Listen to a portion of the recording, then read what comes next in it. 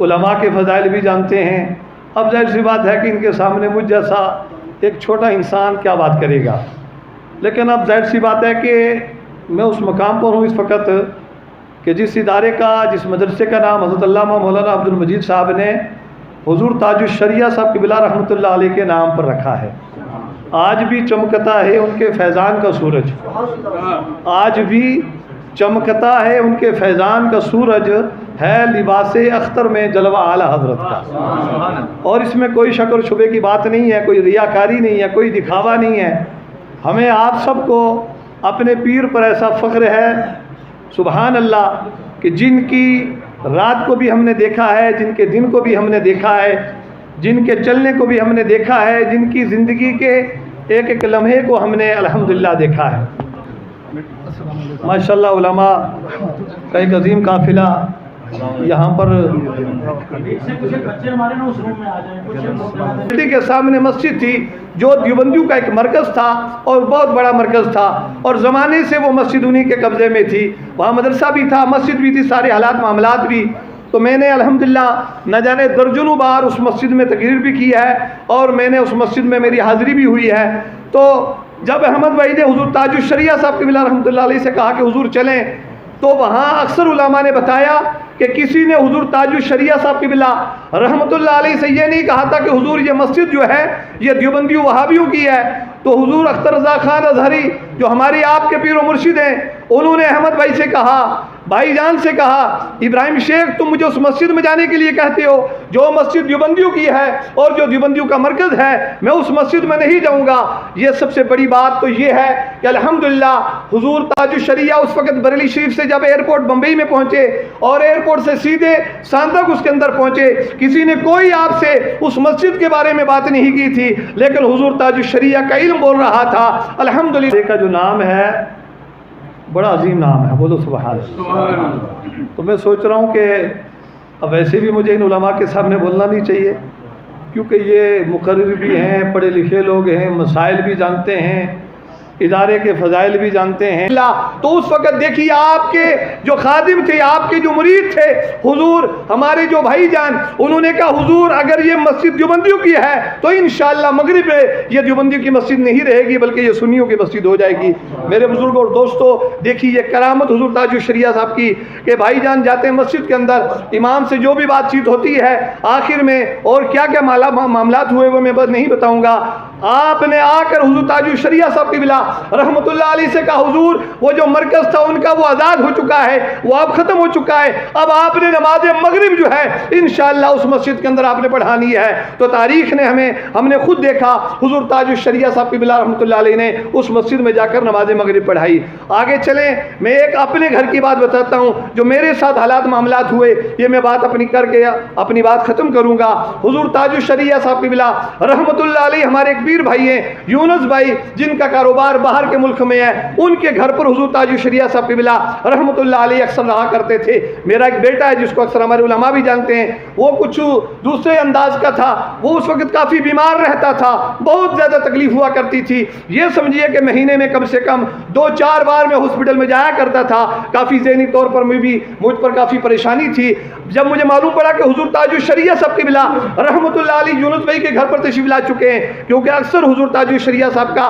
رضا جامع مسجد جس کا میں امام ہوں اس میں حضور نے کئی نکاح پڑھائے اور اکثر حضور کا وہاں پر آنا ہوتا تھا. جب میں یونس بھائی کے گھر پر پہنچا، میں اپنے بیٹے کو لے کر حاضر ہوا. دیکھیے فخر کریے اپنے پیر کی ذات پر، ہمارا پیر کتنا بے مثال ہے. حضرت کی بارگاہ میں جب میری حاضری ہوئی، سلام و کلام کے بعد جب میں نے قدم چومے اور اس کے بعد بات چیت ہوتی ہے، میں نے کہا حضور یہ میرا بیٹا جو ہے یہ بیمار رہتا ہے اور کافی ذہنی طور پر میں اس سے کافی پریشان ہوں. ہمارے یونس بھائی نے بھی آگے بڑھ کر کہا ہاں حضور یہ کافی پریشان ہے. حضور اختر رضا خان اظہری رحمۃ اللہ علیہ وہ ذات کہ جو سرکار مفتی اعظم ہند کی بارگاہ سے جن کو مکمل فیض اور سرکار اعلیٰ حضرت کی بارگاہ سے جن کو مکمل فیض، میرے اعلیٰ حضرت کی یہ شہزادے میرے اختر رضا خان حضور تاج الشریعہ صاحب کی بلا رحمۃ اللہ علیہ نے میری طرف دیکھا اور دیکھنے کے بعد مجھے کہا کشمیری، کیونکہ ظاہر سی بات ہے اکثر یہ علماء جو میرے پاس بمبئی میں آتے ہیں یہ جانتے ہیں کہ مجھے شہر بمبئی میں کشمیری کہتے ہیں. تو حضور تاج الشریعہ کی زبان زبان مبارک پر یہ جملہ تھا، کشمیری آپ یہ بتاؤ آپ نے اپنے بیٹے کا نام کیا رکھا ہے؟ میں نے کہا حضور اس کا نام محمد آصف ہے۔ حضور تاج الشریعہ رحمت اللہ علیہ نے بیک زبان یہ کہا، کشمیری صاحب تمہاری تو یہ سوچ تھی، تمہارے تو اندر یہ ارادہ تھا، تمہاری یہ نیت تھی کہ اگر گھر میں بیٹی پیدا ہوگی اس کا نام کنیز فاطمہ رکھا جائے گا، اگر بیٹا پیدا ہوگا اس کا نام مفتی اعظم ہند کے نام پر رکھا جائے گا، تم نے محمد آصف نام کیوں رکھا ہے؟ میرے بزرگ اور دوستو یہ صرف میں جانتا تھا، میرے گھر والے بھی نہیں جانتے تھے۔ میں نے کہا حضور میری والدہ بمبئی میں تشریف لائی، جب بیٹا پیدا ہوا گھر میں تو میری والدہ نے کہا کہ یہ لمبا چوڑا نام ہے، یہ میری سمجھ میں نہیں آئے گا، اس لیے اس کا نام محمد آصف رکھتے ہیں۔ تو میں نے کہا انہوں نے رکھا۔ حضور تاج الشریعہ رحمت اللہ علیہ نے اپنی زبان مقدس ارشاد فرمایا جاؤ کشمیری اپنے بیٹے کے نام مفتی اعظم ہند کے نام پر رکھو۔ میرے بزرگوں اور دوستوں اور ساتھیوں، میں نے جب اپنے بیٹے کا نام غلام مصطفیٰ رکھا، الحمدللہ آج تک میرا بیٹا ہاسپٹل میں نہیں گیا۔ میرے بزرگوں اور دوستو میں مبارکباد ان کو یہ دیتا ہوں کہ جس علاقے میں حضور تاج الشریعہ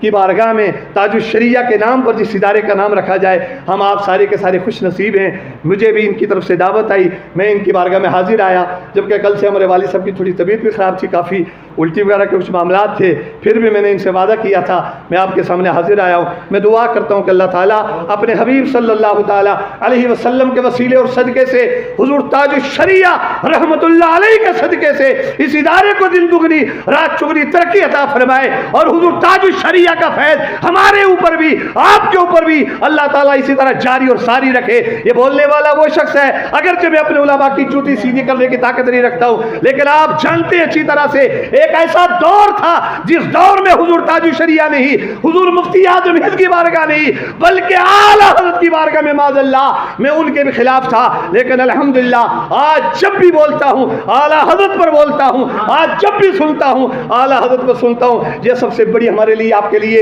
ایک نعمت ہے، مسلک اہل سنت، مسلک اعلیٰ حضرت پر اللہ تعالیٰ ہمیں رکھے، اسی پر ہمیں چلائے۔ آج بھی چمکتا ہے ان کے فیضان کا سورج ہے لباس اختر میں جلوہ اعلیٰ حضرت کا۔ استغفر اللہ ربی من کل ذنب واتوب الیہ۔ اللہ تعالیٰ مرحوم مولا حافظ عبد المولا وبرکاتہ۔